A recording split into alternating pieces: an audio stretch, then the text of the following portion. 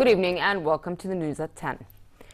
The cabinet today approved the mandating reasons of the amended oil shale agreement signed by the government and the Saudi Arabian Corporation for Oil Shale.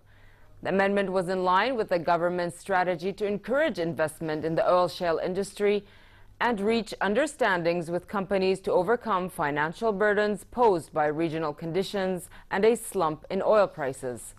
Also in today's session chaired by the Prime Minister, the ministers endorsed an agreement with the government of China to establish a Chinese cultural center in the kingdom to boost cultural relations between Jordan and China. The culture minister was entrusted in signing the deal. Minister of Planning and International Cooperation Imad Fakhoury announced that Jordan and donor countries agreed on a date for the convening of the second Brussels conference. The conference on supporting the future of Syria and the region, hosted by the EU, will take place in the spring of 2018. Fakhoury made his remarks as he met with teams representing the 12 sectors included in the 2018-2020 Jordan Response Plan. He said donor countries, along with the international community, should have a clear commitment in dealing with the Syrian crisis and its repercussions. Fakhoury added that the Syrian refugee crisis has cost the kingdom $2 billion a year, that is up to 5% of Jordan's gross domestic product. And over to Syria, where Russian and Syrian jets escalated strikes on rebel-held Idlib and Hama provinces. The strikes were in retaliation for last week's assault against Hama province by terrorist groups. Civil defense workers and residents said dozens of strikes struck the major towns of Khan Sheikhoun, Jisr al-Shughur, Saraqib, and scores of villages. Russia's defense ministry said it attacked hardline terrorists, killing at least 50. The autonomous Kurdistan region of Iraq will go ahead with a referendum on independence tomorrow as they started moving ballot boxes to polling stations in the Kurdish capital city of Erbil. An estimated 5 million people are expected to cast their yes-no votes. President of the Iraqi Kurdish regional government Masoud Barzani said he will seek talks with the Iraqi central government to implement the expected yes outcome of the referendum. Barzani dismissed the concern of Iraq's neighbors that the vote could destabilize the region. Retaliating to the referendum, the Iraqi government asked the autonomous Kurdish region today to hand over international border posts and its international airports. It also asked foreign countries to stop oil trading with the Kurdish region and to deal with the central government with regards to airports and borders. German Chancellor Angela Merkel has won a fourth term in federal elections that also brought the far-right party into the Bundestag for the first time in more than half a century. Her conservative CDU and coalition partner, the Social Democratic SPD, gained 20.4%. Meanwhile, the AfD, a right-wing nationalist, was on track to win 13.2%, emerging as Germany's third strongest party. Merkel will now have to form a coalition government, an arduous process that could take months.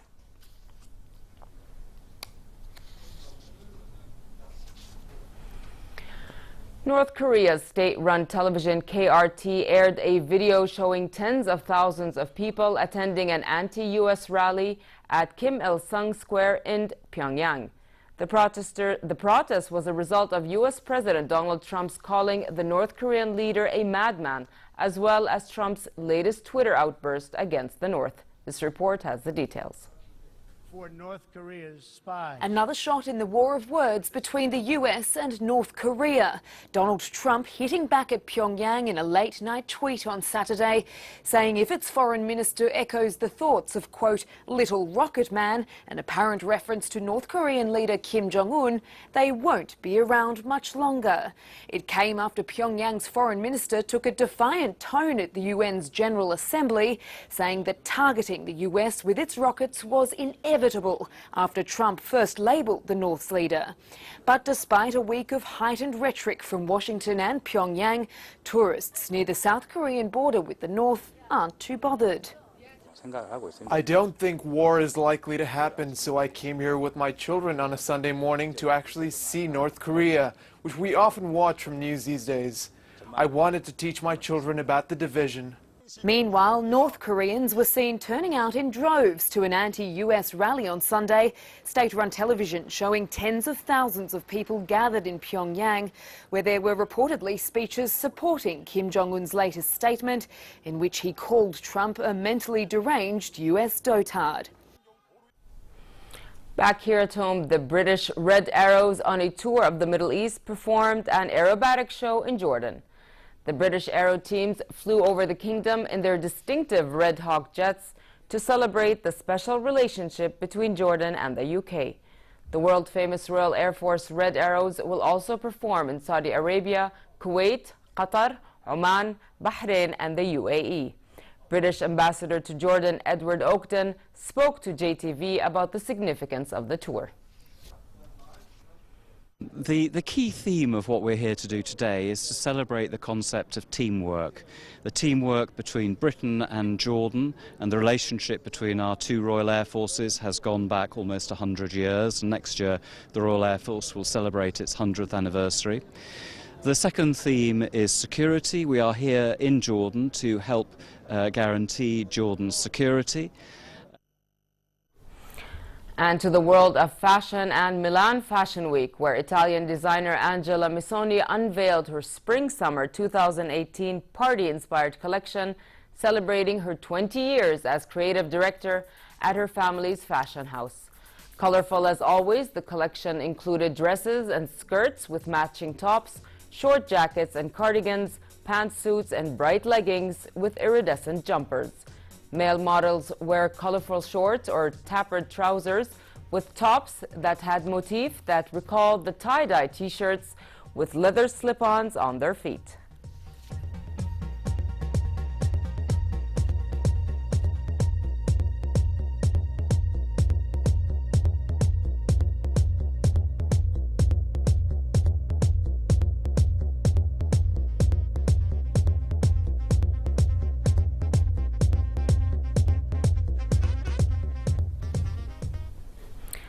And if you think it was just North Korea that President Trump had a Twitter storm about, you're wrong, because he's taken to sports as well.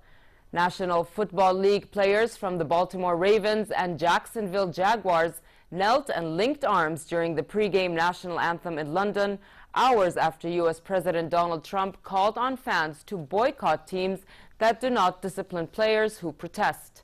Trump yesterday stepped up his criticism of NFL players who refused to stand for the national anthem. The kneeling is a form of protest that began last year over excessive use of force by police against African Americans. NFL managers, coaches and owners, as well as the NBA commissioner and clubs, struck back at Trump, saying players had the right to freedom of expression.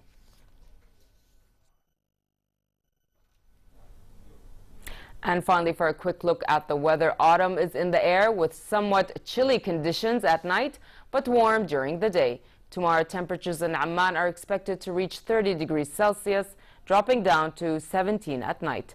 Further south, the Gulf of Aqaba's mercury levels will register a high of 36 degrees, sliding down to 26 at night. And with that, we come to the end of tonight's news. I'm Nancy Khair. Thank you for watching and have a good night.